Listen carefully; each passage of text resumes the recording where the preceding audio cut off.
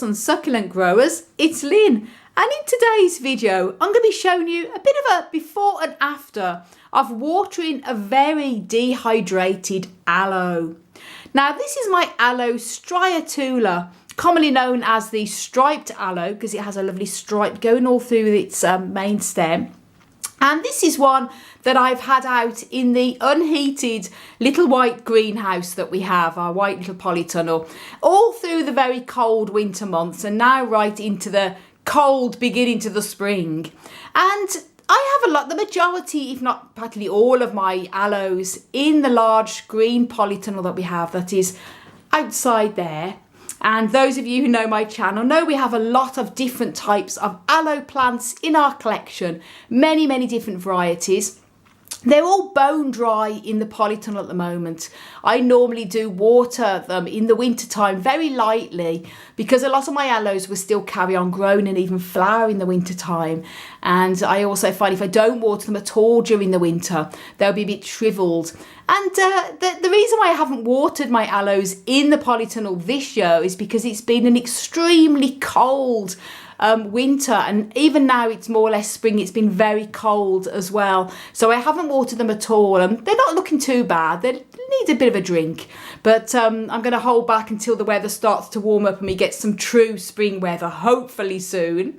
But this aloe striatula is a very cold, hardy aloe, can take minus temperatures. It's got down to -6 in that's Celsius, by the way, guys, -6 Celsius in our little unheated greenhouse. And so we do heat our large polytunnel at a minimum of about 5 Celsius, which is about 41 degrees Fahrenheit, but not our little white greenhouse. And that's why I kept this out there, because it's cold hardy. But the days have been quite sunny, even if they're cold. And as you can see, this one is one I have to water. It's very dehydrated.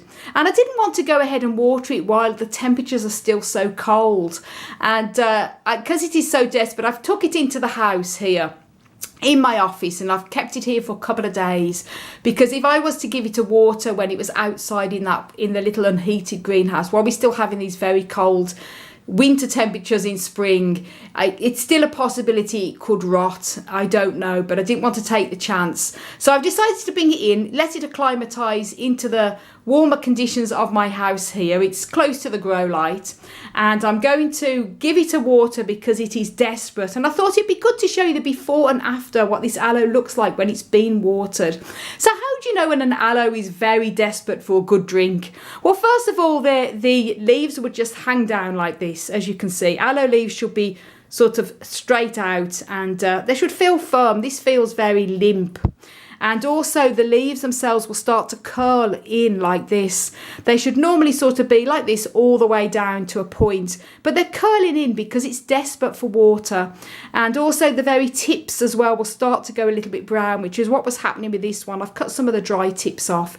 So this has, as an example there, this has to have a good drink because I can't put it off any longer.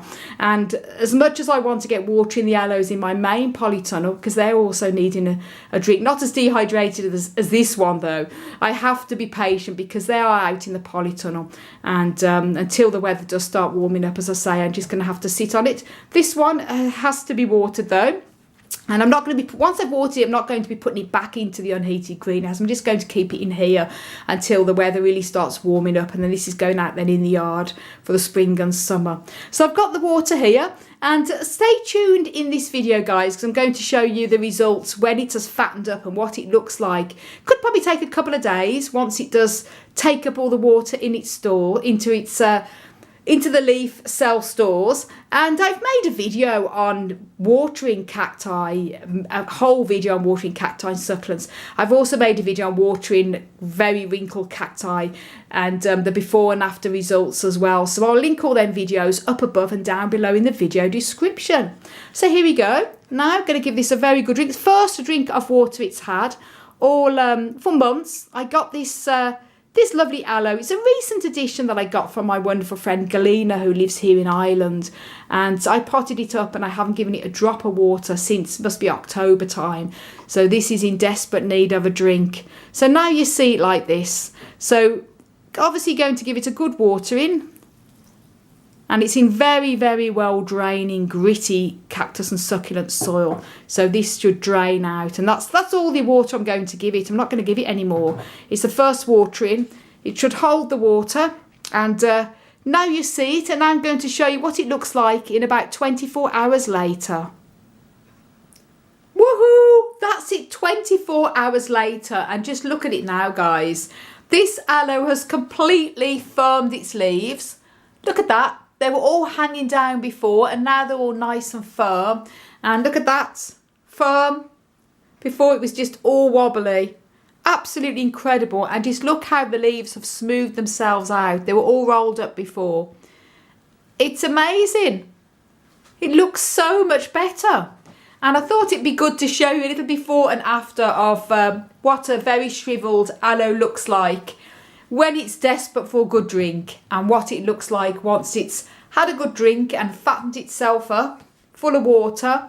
And you can see the middle of the crown there where it's all the leaves are sort of coming through. It's absolutely amazing difference. Very, very much needed a good drink. And I've made lots of videos about aloes on this channel. One about our aloe collection, many on how to care for them. I've also made a video on how to grow aloe from seed as well. And also how easy it is to propagate aloe from cuttings, especially with the water method. And I'll link all of them videos down below in the video description. So do go over and have a look if you want to know a bit more about how to care for and propagate aloe. And just couldn't believe the difference, I have to say. I knew it would firm itself back up, but that's quite dramatic. What do you reckon, guys? So thank you so much for watching. And for lots more tips and tricks on how you can grow cacti and succulents, then don't forget to subscribe to my channel. Do click the notification bell. You can also follow me on Instagram, Twitter and Facebook at Desert Plants of Avalon. And for more growing advice as well, many articles on my website on many different types of cacti and succulents, desertplantsofavalon.com. I want to wish you all a fantastic plant-powered day. Thank you for watering me.